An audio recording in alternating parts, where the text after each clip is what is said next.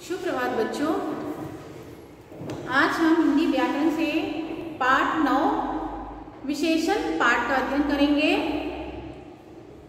तो आपको पता है कि विशेषण किसे कहते हैं। हम छोटी क्लासों में विशेषण पढ़ चुके हैं, लेकिन फिर भी आज हम इसे दोहराएंगे, ठीक है। तो संज्ञा और सर्वनाम। संज्ञा क्या है और सर्वनाम क्या है आपको पता है। तो संज्ञा या सर्वनाम की विशेषता बताने वाले शब्दों को विशेषण कहते हैं, ठीक है। संज्ञा में क्या होता है, किसी भी व्यक्ति, वस्तु, स्थान, प्राणी, भाव के नाम को, तो उसके नाम, भाव या स्थान की जो विशेषता बताई जाती है यह सर्वनाम। सर्वनाम क्या है, संज्ञा के स्थान पे जिस शब्द का प्रयोग करते हैं, जैसे वह, वे, कौन, किसे, क्या। तो ये जो शब्द हैं, इन सब की विशेषता बताने वाले शब्दों को क्या कहेंगे, विशेषण कहेंगे। तो परिभाषा क्या हुई कि संज्ञा या सर्वनाम की विशेषता बताने वाले शब्दों को विशेषण कहते हैं। जैसे उदाहरण में समझेंगे, भारत एक विशाल देश है, यहाँ ऊंचे ऊंचे पहाड़, घने जंगल और अनेक नदियां हैं। इस देश में कई खूबसूरत मंदिर हैं, इन्हें प्रसिद्ध राजाओं ने बनवाया था। तो आप लोग देख रहे हैं कि इस अनुच्छेद में भारत एक विशाल देश है, ठीक है।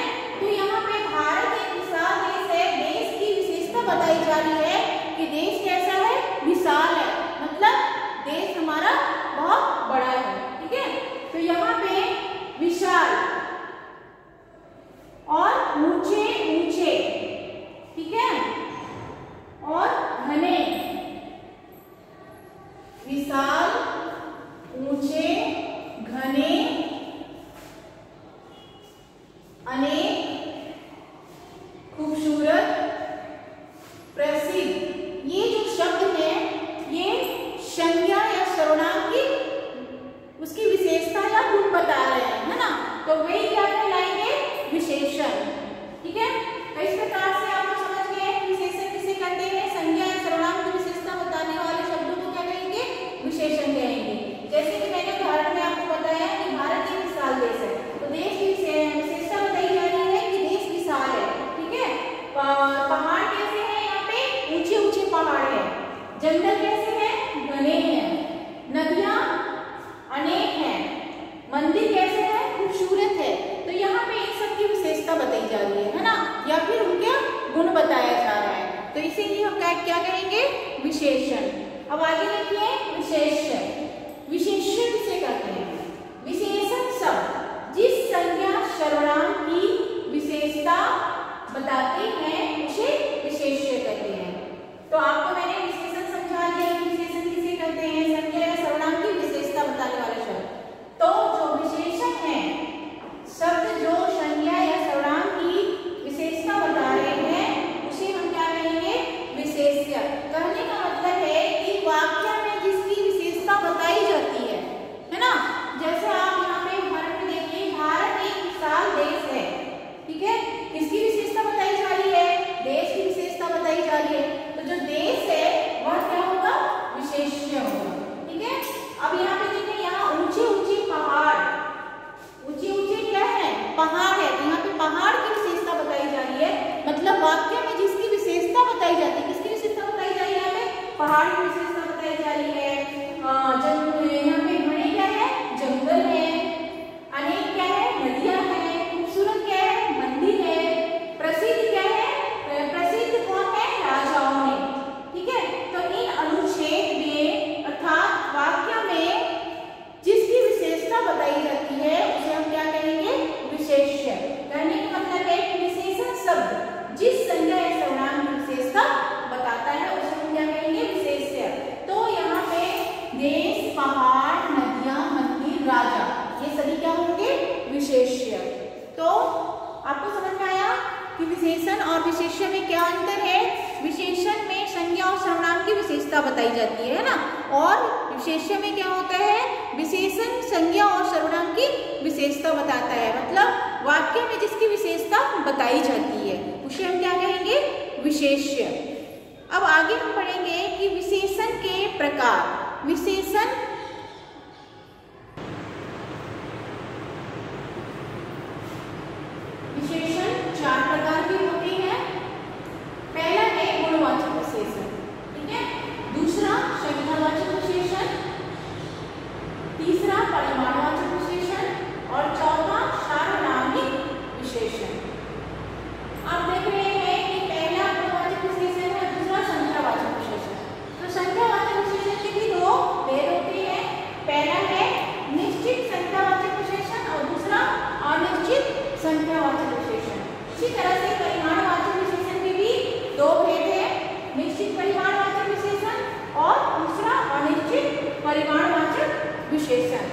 तो अब हम एक एक करके इनको, इनकी परिभाषा और उदाहरणों के से हम इन्हें समझने का प्रयास करते हैं।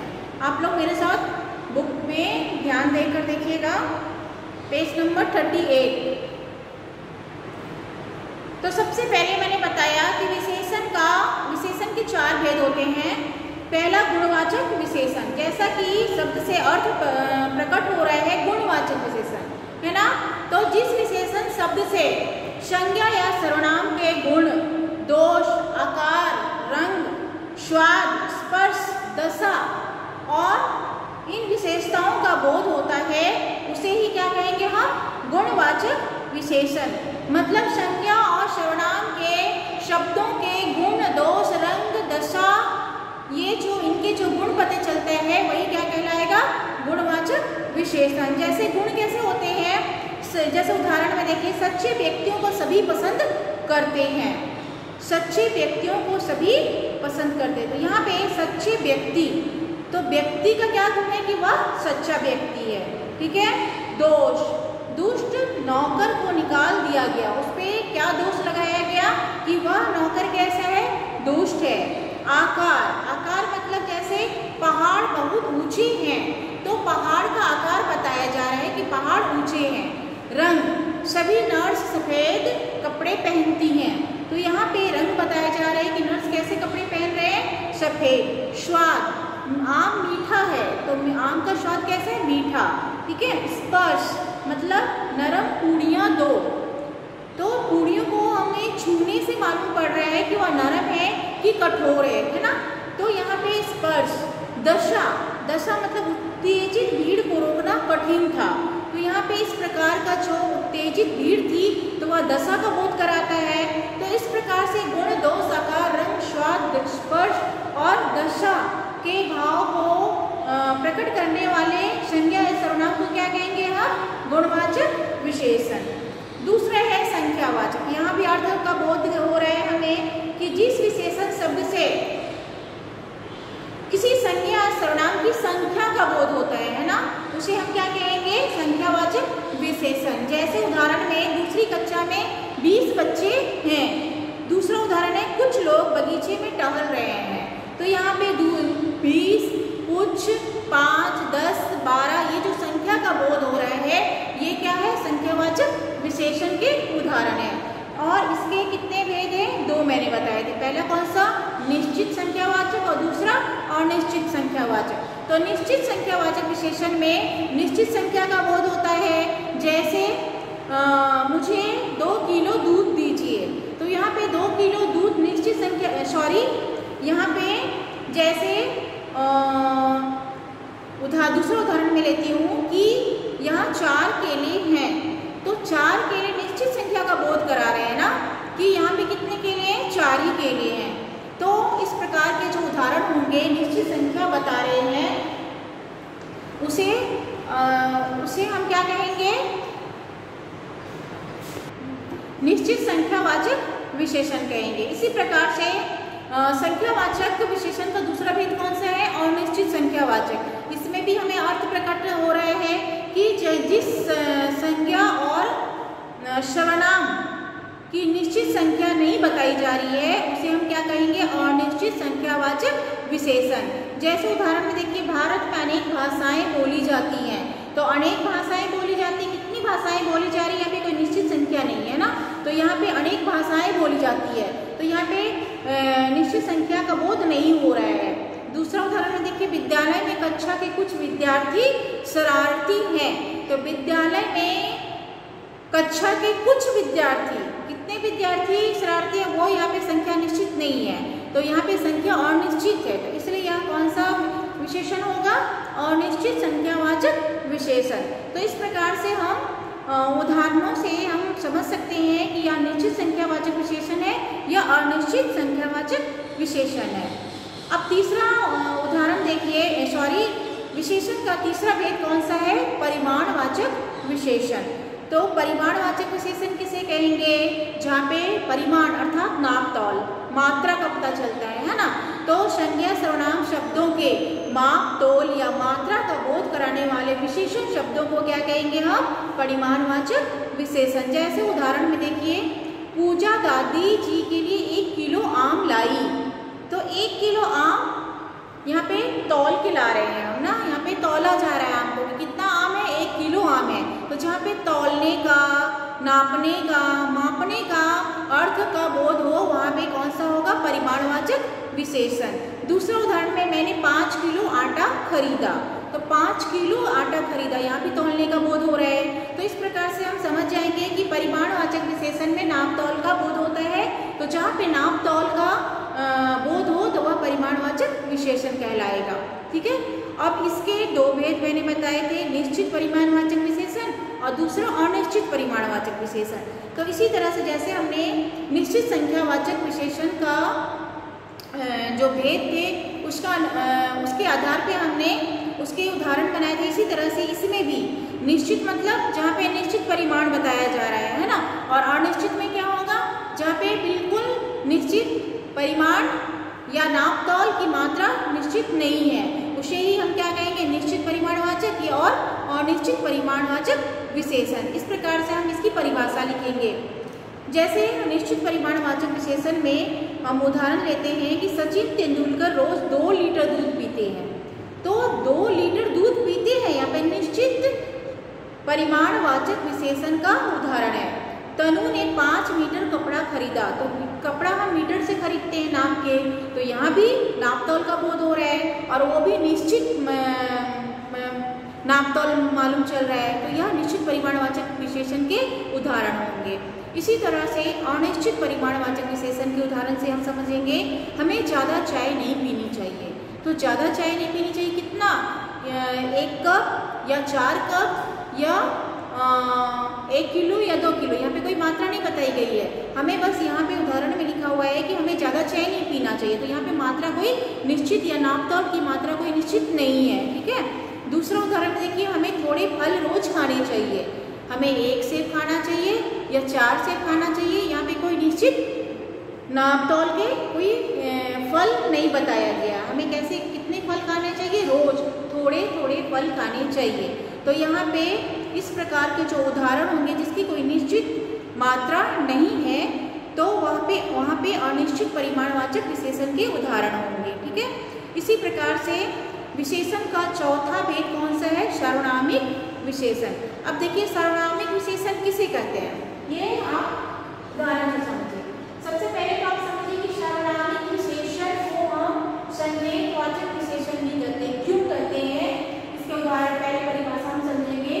जब सर्वनाम शब्द विशेषण का काम करे, सर्वनाम शब्द विशेषण का काम करे। सर्वनाम शब्द आपको पता है कि संज्ञा के स्थान पे जिस शब्द का प्रयोग करते हैं, कौन से शब्द का प्रयोग करते हैं, वह, यह, वे, कौन, किसने, क्या, ऐसे शब्दों को, है ना।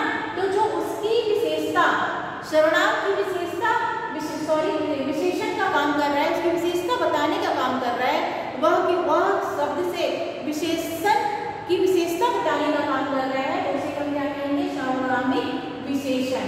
ठीक है। इसे जैसे उदाहरण में आप देखिए, इन पुस्तकों को मेज पर रख दो।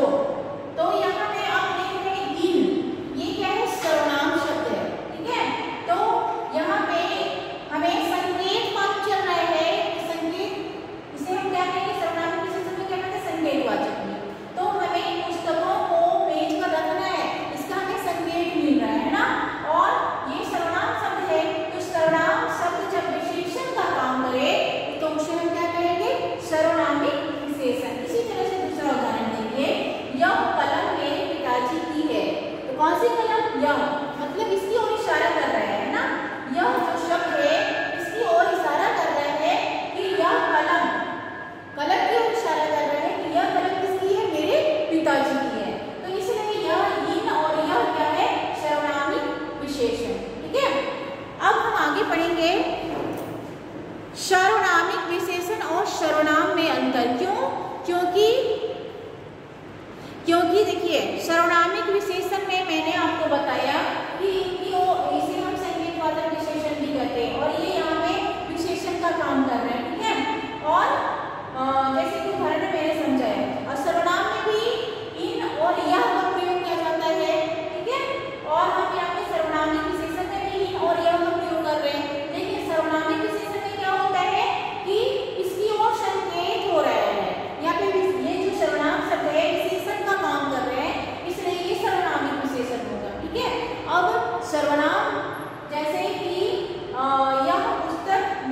रख दो। तो यहाँ पर भी जो इन जो शब्द आया है यह क्या है, सर्वनाम शब्द है। तो हम कैसे पहचानेंगे, ये मैं आपको बताती हूँ कि सार्वनामिक विशेषण और सर्वनाम में क्या अंतर है।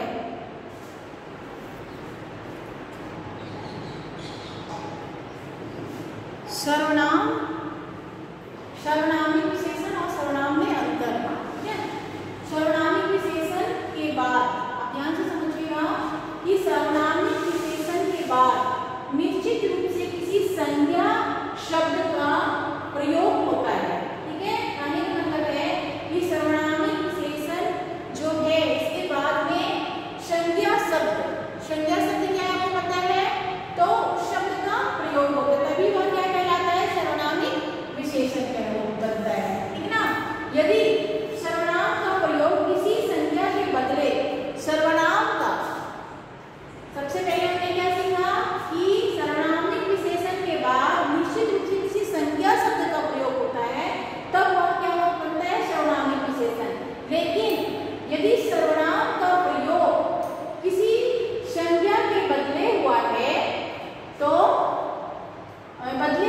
और उसके बाद किसी संज्ञा शब्द का प्रयोग नहीं है, तो वह सर्वनाम कहलाएगा, ठीक है ना। जैसे उदाहरण देखिए, वह क्यों भाग रहा है, दूसरा वह लड़का क्यों दौड़ रहा है।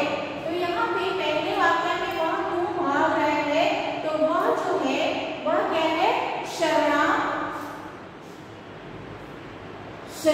वह जो है सर्वनामिक विशेषण कहलाएगा। और दूसरा है वह लड़का क्यों दौड़ रहा है, तो यहाँ पे वह जो है वह लड़का यहाँ पे क्या कहलाएगा, सर्वनाम। तो सर्वनामिक विशेषण और सर्वनाम में यही अंतर है, ठीक है ना। अब आगे देखिए, परिमाणवाचक और संख्यावाचक विशेषण में अंतर। परिमाणवाचक विशेषण और संख्यावाचक विशेषण में क्या अंतर है। संज्ञा सर्वनाम शब्द दो प्रकार के होते हैं। पहला गणनीय, जिन्हें गिना जा सके, ठीक है। अगणनीय, जिसे ना गिना जा सके। गणनीय शब्द का अर्थ क्या होता है, जिसे गिना जा सके, और अगणनीय किसे कहेंगे, जिसे ना गिना जा सके, ठीक है ना।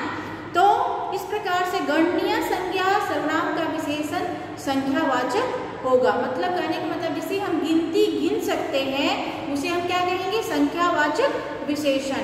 और जिसे हम नहीं गिन सकते हैं उसे हम क्या कहेंगे, अगणनीय जो है वह, उसे हम क्या कहेंगे, परिमाणवाचक विशेषण। जिसे हम गिन नहीं सकते वह परिमाणवाचक होगा, और जिसे हम गिन सकते हैं वह संख्यावाचक विशेषण होगा। यही दोनों में अंतर है। जैसे दादाजी ने 5 किलो सेब खरीदे, मेरे घर में 5 कमरे हैं। तो यहाँ पे देखिए दोनों जो उदाहरण हैं, यहाँ पे पहले उदाहरण में दादाजी ने 5 किलो सेब खरीदे, तो 5 किलो सेब में इसमें 5 किलो सेब तौल के दे रहा है ना, तो यहाँ पे कौन सा होगा विशेषण, परिमाणवाचक विशेषण। और मेरे घर में 5 कमरे, जिसे हम गिन सकते हैं ना कि 5 कमरे हैं, तो वहाँ पे निश्चित संख्यावाचक विशेषण होगा। अब तो इस प्रकार से हमने परिमाणवाचक और संख्यावाचक विशेषण में अंतर समझा। अब आगे देखिए प्रविशेषण। एक तो हमने पढ़ा विशेषण, संज्ञा और सर्वनाम की विशेषता बताते हैं। अब आगे है प्रविशेषण। प्रविशेषण किसे कहते हैं, विशेषण शब्दों की विशेषता बताने वाले शब्दों को, विशेषण शब्दों की विशेषता बताने वाले शब्दों को हम क्या कहेंगे, प्रविशेषण कहेंगे। जैसे आप उदाहरण में समझिए, ताजमहल बहुत सुंदर इमारत है, तो यहाँ पे ताजमहल की सुंदरता बताई जा रही है कि बहुत शब्द से बताई जा रही है कि बहुत सुंदर है ना। तो यहाँ पे ताजमहल सुंदर इमारत है, तो सुंदर शब्द से विशेषण बन रहा है, लेकिन यहाँ पे बहुत सुंदर है, तो बहुत सुंदर मतलब विशेषण की भी विशेषता बताए। सुंदर तो है, लेकिन जब हम बहुत शब्द लगा देते हैं तो वह बहुत सुंदर बन जाता है। यहाँ पे मतलब विशेषण की भी विशेषता बताई जा रही है, तो उसे ही हम क्या कहेंगे, प्रविशेषण। अब दूसरे उदाहरण में देखिए, दीपक को गहरे नीले रंग की कमीज पसंद है, ठीक है ना। दीपक को गहरे नीले रंग की कमीज पसंद है, तो यहाँ पे दीपक को नीले रंग की कमीज पसंद है, तो यहाँ पे नीला रंग विशेषण हो गया, है ना। लेकिन कैसा नीला रंग, गहरे नीले रंग, मतलब विशेषण की भी विशेषता बता रहा है कि उसे कमीज पसंद है। तो इस प्रकार से विशेषण की भी विशेषता बताने वाले शब्दों को क्या कहेंगे? प्रविशेषण। अब आगे देखिए कि तुलना की दृष्टि से विशेषण की कितनी अवस्थाएं होती हैं? कितनी? 3 अवस्थाएं। पहला है मूलावस्था, दूसरा उत्तरावस्था और तीसरा उत्तमावस्था। मूलावस्था में हम स्वयं के लिए जिन शब्दों का प्रयोग करते हैं वह मूलावस्था के अंतर्गत आएगा। जैसे आप समझ सकते हैं कि जैसे मैं अपने लिए मैं,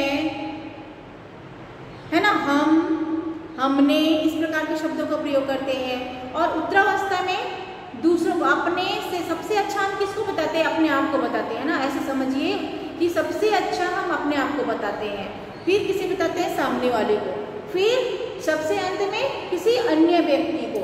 तो इस प्रकार से मूलावस्था में क्या होता है कि संज्ञा सर्वनाम की तुलना नहीं होती है, विशेषण विशेष्य के सामान्य विशेषता बताता है। जैसे पिताजी अक्सर गर्म पानी पीते हैं, हर्ष अच्छा लड़का है। तो यहाँ पे सामान्य विशेषता बताया जा रहा है ना कि पिताजी अक्सर गर्म पानी पीते हैं, कोई खास बात इसमें नहीं है, हर्ष अच्छा लड़का है, ठीक है ना। तो इस प्रकार से यहाँ पे सामान्य विशेषता प्रकट हो रही है। दूसरा है उत्तरावस्था। उत्तरावस्था में क्या होता है कि जब दो विशेषणों की तुलना की जाती है, मतलब दो विशेषणों की तुलना की जाती है और उसमें से किसी एक को अच्छा या बुरा बताया जाता है, उसे हम उत्तरावस्था कहते हैं। जैसे मधु सीता से ज़्यादा मेहनती है ना। यहाँ पे मधु से सीता की तुलना की गई है कि मधु सीता से क्या है? ज़्यादा मेहनती है। दूसरा है प्रशांत रिंकू की अपेक्षा छोटा है। तो यहाँ पे प्रशांत की तुलना रिंकू से की गई है। तो इस प्रकार से जहाँ पे दो विशेषणों की तुलना की गई है वहाँ पे क्या होगा? उत्तरावस्था होगा। तीसरा है उत्तमावस्था। उत्तमावस्था में क्या होता है? किसी वस्तु या व्यक्ति को सबसे अच्छा बताते हैं या तो फिर सबसे बुरा बताते हैं, तो उसमें क्या कहलाएगा? उत्तमावस्था कहलाता है। जैसे, और इसमें हम विशेषण से पहले क्या जोड़ते हैं? सबसे या अधिक, सबसे अधिक, है ना। इस प्रकार के शब्दों को जोड़कर हम उसे सबसे ज़्यादा अधिक अच्छा या सबसे ज़्यादा बुरा बताते हैं। जैसे उदाहरण से समझिए, माउंट एवरेस्ट सबसे ऊंची चोटी है। तो माउंट एवरेस्ट, चोटियाँ तो बहुत हैं, लेकिन जो माउंट एवरेस्ट है वह सबसे ऊंची चोटी है। तो यहाँ पे हमने ऊंची से पहले हमने सबसे शब्द लगाकर इसे सबसे ऊंचा बता दिया, है ना। तो जब यहाँ पे माउंट एवरेस्ट सबसे ऊंची चोटी है, तो इससे हमें मालूम चल रहा है कि ये उत्तमावस्था के अंतर्गत आता है। दूसरा है गंगा सबसे पवित्र नदी है। यहाँ भी पवित्र से पहले हमने सबसे लगाया है। तो नदियों में जो गंगा नदी है वह सबसे क्या है? पवित्र नदी है। तो यहाँ पे सबसे अच्छा बताया जा रहा है, या तो हम दूसरे उदाहरणों से कि राम बहुत बुरा लड़का है ना, बाकी लड़कों से बहुत बुरा लड़का है, तो यहाँ पे हम किसी को सबसे ज़्यादा बुरा बताते हैं। तो उत्तमावस्था में ऐसे उदाहरणों से हम उत्तमावस्था की पहचान कर सकते हैं। अब आगे देखिए कि तत्सम। तत्सम शब्द किसे कहते हैं? संस्कृत से आए हुए शब्द, है ना। जैसे मूलावस्था में तर और तम प्रत्यय लगाकर क्रमशः उत्तरावस्था उत्तमावस्था को हम बना सकते हैं। जैसे मूल विशेषण आप लोग बुक में देखिएगा, यहाँ मूल विशेषण उत्तरावस्था उत्तमावस्था दिया हुआ है, ठीक है ना। तो मूल विशेषण क्या है? लघु, श्रेष्ठ, न्यून, उच्च, ठीक है। इसे हम उत्तरावस्था से उत्तमावस्था में बनाने के लिए हम तर और तम लगाकर शब्द बनाएंगे। जैसे लघु से उत्तरावस्था बनाएंगे तो लघुतर होगा, और इसे हम जब उत्तमावस्था में बदलते हैं तो लघुतम बना होगा। जैसे देखिए लघु, तो हम जब इसे हम बनाएंगे उत्तरावस्था में तो लघुतर हो जाएगा, इससे हम तर जोड़ देंगे। और जब उत्तमावस्था में हमें बनाना है तो लघुतम, इसमें हम क्या जोड़ देंगे? तम। तो इस प्रकार तम जोड़ देंगे तो यह उत्तरावस्था से उत्तमावस्था बन जाएगा, ठीक है ना। इसी प्रकार से आगे श्रेष्ठ है, श्रेष्ठ में हम तर जोड़ देंगे तो श्रेष्ठर हो जाएगा, और उत्तमावस्था बनाने के लिए हम तम जोड़ेंगे तो क्या बन जाएगा? श्रेष्ठम। इसी प्रकार से आगे के उदाहरण दिए हुए हैं, आप लोग ध्यान से देखिएगा। आगे है विशेषणों की रचना। हमारी भाषा में अनेक शब्द पाए जाते हैं जो मूल रूप में ही विशेषण है। जैसे अच्छा, बुरा, लाल, पीला, मोटा, पतला इत्यादि। ये शुरू से ही क्या है, विशेषण है। परंतु ऐसे भी विशेषक शब्द जो दूसरे प्रकार के शब्दों से प्रत्यय जोड़कर बनाए जाते हैं। कुछ शब्द ऐसे होते हैं जो शुरू से ही, है ना, जो मूल रूप से ही क्या होते हैं, विशेषण होते हैं। लेकिन कुछ ऐसे शब्द भी हैं जिसमें हम प्रत्यय जोड़कर उसका हम विशेषण बनाते हैं। जैसे यहाँ पर देखिएगा भूगोल। भूगोल में भूगोल, इसमें हम एक प्रत्यय जोड़ देंगे तो क्या बन जाएगा, भौगोलिक। ठीक ना। इसी प्रकार से दिन, दिन में हम एक प्रत्यय जोड़ देंगे तो क्या बन जाएगा, दैनिक। ठीक ना।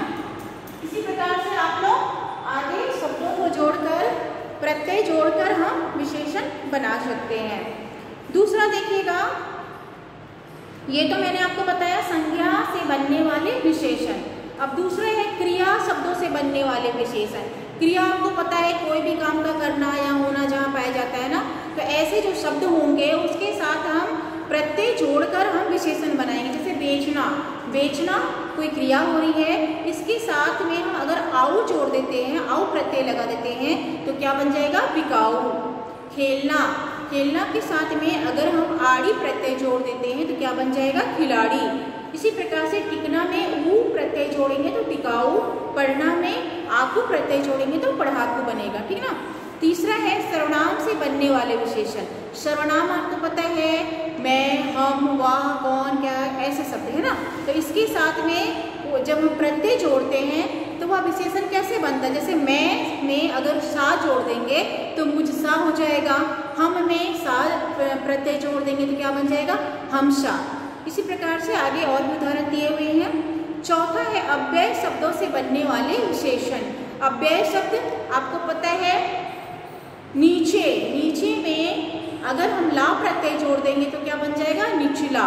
बाहर में ई प्रत्यय जोड़ते हैं तो क्या बन जाएगा, बाहरी। इसी प्रकार से आगे में ला प्रत्यय जोड़ते हैं तो अगला, भीतर में ई प्रत्यय जोड़ते हैं तो भीतरी। तो इस प्रकार से हमने संज्ञा से बनने वाले विशेषण, क्रिया से बनने वाले विशेषण, सर्वनाम से बनने वाले विशेषण और अव्यय शब्दों से बनने वाले विशेषण हमने समझा। तो बच्चों आज ये पाठ समाप्त होता है। आशा करती हूँ आपको विशेषण पाठ अच्छी तरह से समझ में आ गया होगा। धन्यवाद।